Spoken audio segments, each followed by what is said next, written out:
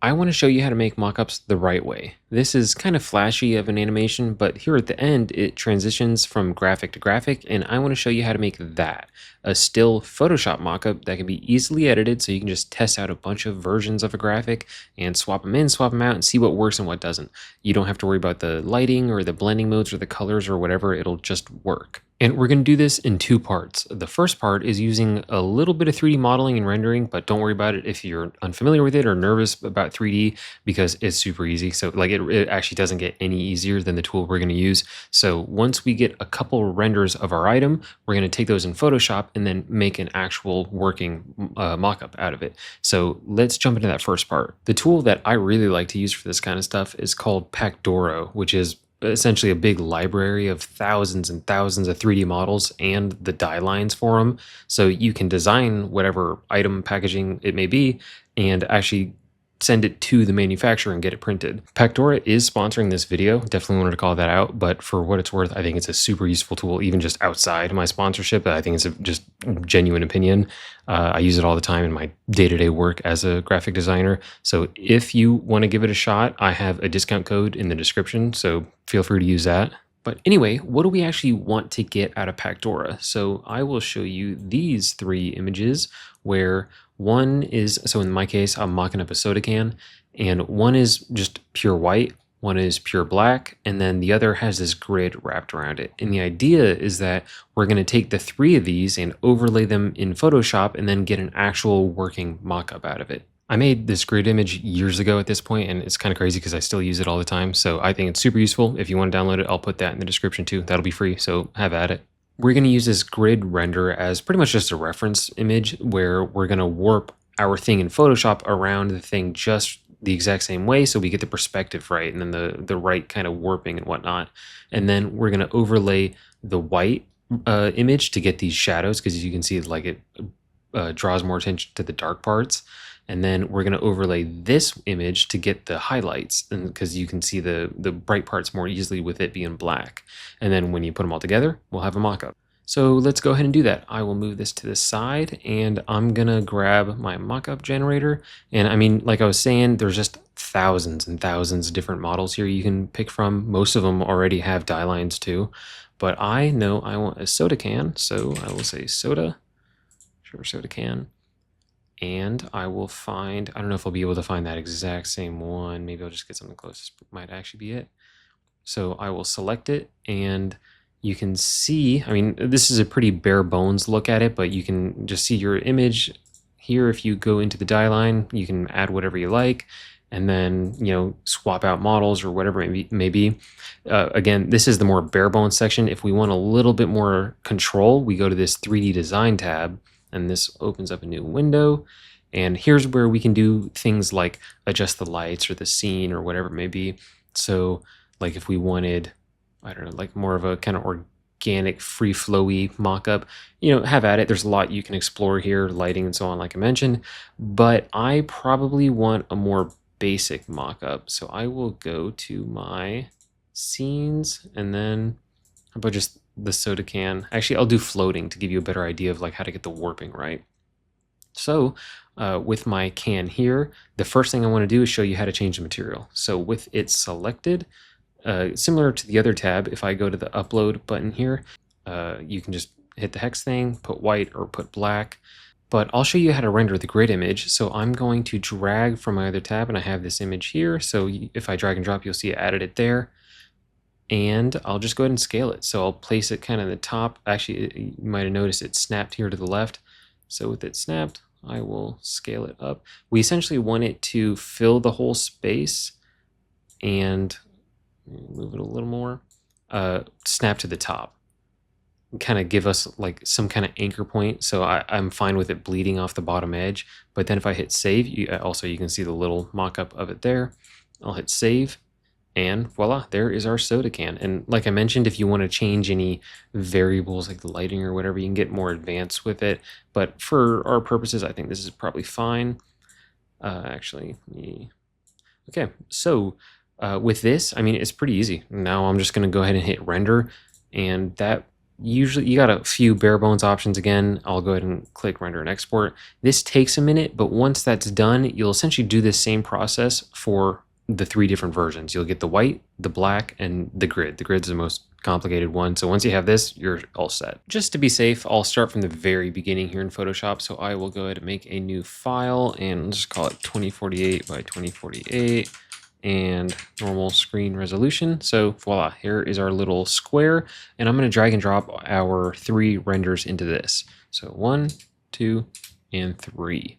Let me delete the background. I'll select all of them, scale them up. You want them all to be in the same position. If one moves out of alignment, then the whole thing is going to be messed up. So that is good. This is a little quirk, but the way Photoshop works, if I dragged and dropped this PNG into Photoshop, so if I double click the smart object, it's a PNG. I want it to be a PSB, where that's what most smart objects normally are. So kind of complicated, but anyway, the moral of it being just rasterize these 3, and then I'll rename it. I'll call this white, call this black, and call this grid. And then I will convert each one individually to a smart object. It's important that you gotta convert them individually because otherwise they're just gonna get combined together. But anyway, so there is our 3 images. From here, I have the UV grid already in another window, but I'm gonna drop it into the ribbon here so it comes in its own window. And I'll just call it grid reference and convert that to smart object 2. And well, actually, I guess technically I didn't even really need to do that.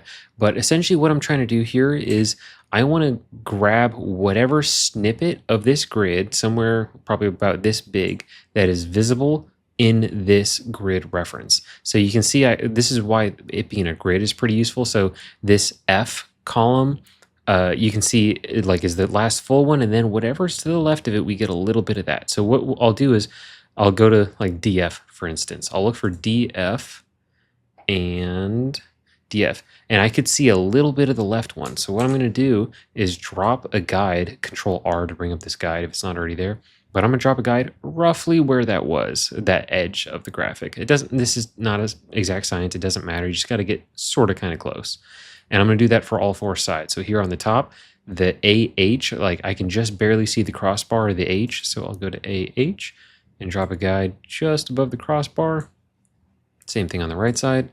We got, okay, so whatever's after CK, and I could see how much of it? I can almost see the other side of the L, so probably around here.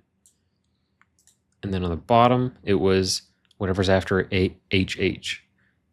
I can see a little bit of it. So where's HH? I can see a little IH. And so I am going to grab this snippet of the grid. So I'm going to select it with the marquee tool. It's M on the keyboard as in money. And with the layer selected, I'll layer via copy, and I'll convert this to a smart object. This is actually pretty important that it's a smart object. So with it selected, I'll copy it and go into my main image, and I'll paste it. So now that smart object is in our image. And what I'm going to do is just roughly place it in the corners. So I'm going to rotate it. This is going to be different depending on what you're mocking up. In my case, it's a cylinder, so I'm going to kind of warp it to that shape, but everyone's going to be a little different, so do what you got to do. But in my case, if I hit Control T, it'll bring up the free transform, and I actually can hit Control and grab one of the corners and warp it around. So I'm going to position this grid roughly here on the edges. There's a taper here on the top of the soda can. This is the kind of thing that doesn't really matter for the sake of a mockup. Like, yeah, you want our smart object to warp along the shape of this can, but you just pick and choose your battles. This kind of small detail really doesn't matter. I'm not going to lose any sleep over it. So what I'm going to do, is grab this corner, position it. The way I like to do is like just kind of get them roughly where they go, and then I can kind of go back to the beginning, kind of move it if I have to. Obviously, we don't have that cylinder bend in it yet, the warping kind of perspective to it, but we just want to get it positioned roughly. Maybe it's kind of tricky to guesstimate how far up these guys should go when there's a taper, but let's say that's good. So now Actually, what I can do is go back in my transform, hit this warp icon, and that'll bring up the warp drop down. And in my case, like I said, it's a cylinder. So I just need the cylinder menu, and I can start moving it around. I guess one thing I didn't actually mention is I dropped the opacity a bit on my smart object so I can actually see what is beneath it. And you can probably tell where I'm starting to go with this, because like I'm using the grid reference render as a reference really to kind of match my render to match my smart object to. Like I mentioned, in this case, the exact shape of it doesn't really matter. Oh, if I hit control and drag, it'll allow me to, oops, I duplicated it, allow me to drag individually. So ultimately what I'm trying to get here is just that general shape and perspective of a cylinder. The exact making sure, you know, this DH lines up exactly where the other DH is, that doesn't really bother me in this case, just because it is a small instance. Maybe, you know, your case matters, so you can spend more time adding columns and rows into your warp so you can get more exact. But I don't think it truly makes a difference here in this case. It's best, though, to kind of go a little past the render itself, and I'll show you why in a moment. But okay, I think this is looking pretty good.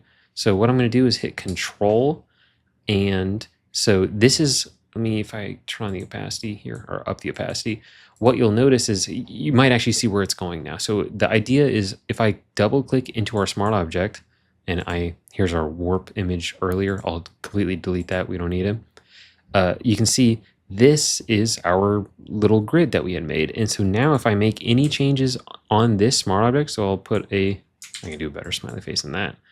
I'll put a smiley face right here, and I will hide the original layer. Actually, let me put just a fill layer behind it. I'll make it blue, put that behind it. And so now if I save this, go back, you can see it loaded on our warping surface. But clearly it doesn't look right because there's no shading on it. It feels cheap. And so let's go back to the grid image. And I actually, side note, did notice we didn't bring it quite far enough here on this side, so I'll just pull that a little further. But yeah, so I'm going to hide this. And so now let's try to bring in the shading. What I'm going to do is make a couple new folders. I'll just make a shadows folder, a highlights folder, and then I'll put both of these in a lighting folder. I find it easiest if you're just organized. So lighting, put these two guys in there. And so, like I said before, the black render is going to be used for the highlights because you can see the highlights more easily on that one. The white render is going to be the shadows, and then combined, they'll give us a more realistic lighting. And so we got to change the blending mode on both of these. So the white one has to be set to multiply, and the black one has to be set to screen. And they are now kind of overlaying onto this grid render. Like if I turn on the lighting on and off, you'll see it like lightens it. We want to get rid of that. We want to mask it specifically to the shape of the can. So what I actually might do is just for time being, I'm going to duplicate, let's say, this black layer, remove the blending mode, and I just want to make a selection of this black section. So let me zoom in. I'll hit W on the keyboard, make a cheapo selection. And like I said before, this is going to be different based on whatever mockup it is you're making. But in my case, I was able to pretty accurately get a good selection with the quick select tool. So I'll hide that. This is just going to be a trash layer. I'll delete it in a second. But with the lighting folder selected, I'll add a mask onto it. So there is our selection of the graphic. And let me close that, so I'll turn on the lighting. I'll leave this grid on just as like a background image, so we have like something in the back, a shadow, like a metal of the soda can itself. But really, what's going to be visible is our grid image here. And so the opacity is going to be 100. I will put it in a folder and give it the same mask. I'll duplicate this mask, so I'll hold Alt and drag it onto this one. Let me just color them so you can see it more easily. Red and orange. And so now you can see with and without the lighting, like before it looked like crap, but now it actually looks pretty convincing, right? Of course, like I mentioned, the warping here on the top isn't the greatest, but who cares? Because this is meant to be a mock-up. You're changing the graphic in and out and like getting an actual, testing. Do I like this? Do I like that? You want to see it in context. And so this is, super useful to do. And you don't have to do anything with the lighting. The way a lot of mockups work is they don't have a lighting folder at all. They would just have, your mockup, and then they would have something beneath it. So like this would be set to maybe screen or something. See how that is? Like, oh, you kind of get close to a mockup, but really, because your smart object itself is set to a blending mode, there's a lot of chances where you make something a certain color and it's just the blending mode messes it up and doesn't look right. So we did not do it that way, and instead have a whole separate lighting layer on top, and so that will not give us any issues when we change our graphic. But let's say we like this design. Let me actually give it some kind of look. So actually, we already had our smiley face, so let me bring smiley face back. So let's say, oh, the smiley face is perfect. This is what we want to do. Well, in most cases, so here in Pacdora, I have my model. Right here in this tab, there would be a download die line option, and that's like pretty self-explanatory. You can just like get the actual packaging design to send to a manufacturer, right? If you have like boxes or something, that it'll be there. Actually, I can probably just show you in 2 seconds. So voila, download die lines. Anyway, in the case of my can, there's nothing here because it's just so simple. It's just 202 by 106 millimeters, just a big rectangle. So what I'm going to do is show you the kind of the proper way to go about making this mockup as a whole. So I'm going to go File, New, and I'll set it to millimeters. And what was it? 202 by, I'm blanking on what the other one was, 106. So 202 by 106, resolution 300, because that's print. So this is essentially our die line, right? And so what I would normally do is I would make my graphic here and plug it into this smart object so that it automatically uploads here into the mockup. So this is kind of like the middleman placement of my design. So to show you what I mean, I am going to save this as its own file. So I'll say File, Save As, call it a PSB, sure, that's fine. I'll just go to my downloads and we'll call it Test. So again, remember, this is our die line, this is our packaging, and I'll just paint some super simple graphic just to show you, like, oh, let's pretend this is some packaging something, right? So bam, bam, and oh, actually, let's unhide that, and I'll put a sun. Ooh, look, it's my. Oh, that does not look good at all. It is my beautiful landscape. So let's save this. Actually, kind of looks like a high noon. But okay, so with this saved, it's its own Photoshop file, right? If I go into my little smart object here, I'll just say File, Place Linked, and Test. I'll scale it up because the scale top and bottom is correct. It's just, what is visible left and right. So then this is I'll delete all these items. Actually, just for the sake of it, I'll keep the grid.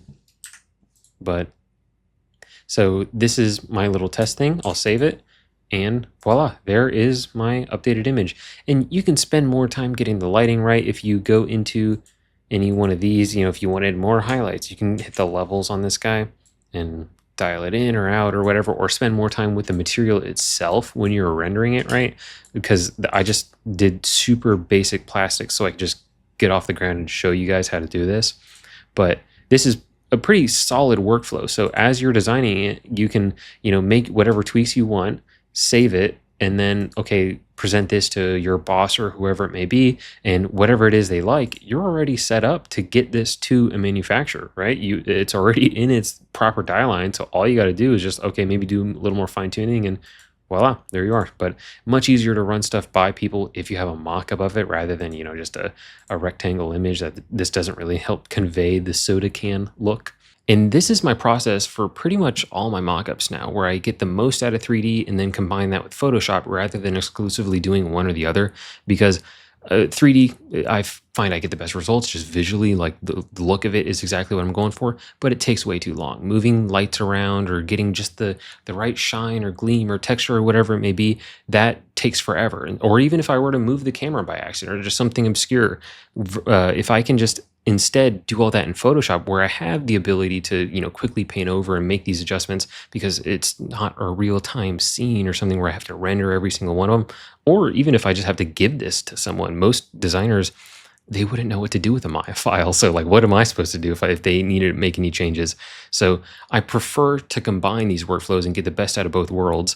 And Pacdora, I feel like, really slides well into that workflow because they have that library of assets just ready to go. You have thousands of, like I mentioned, t-shirts and cans and boxes and whatever else. So I don't have to sit there and model that, because the whole point of this is that, of this being mockups, is that you are doing things quick and dirty and you just need to test things out. You want to see what graphics look good, what doesn't, and send this off to your boss or your client or whoever it may be and get their feedback quick. You're not supposed to sit here and, spend too much time getting the lights just right. So I think Pacdora combined with, you can do this in any 3D rendering software, and then Photoshop and combine all this stuff together, I think is a super powerful workflow. And like I mentioned, I have a discount code in the description, so feel free to check that out if you just want to give Pacdora a shot.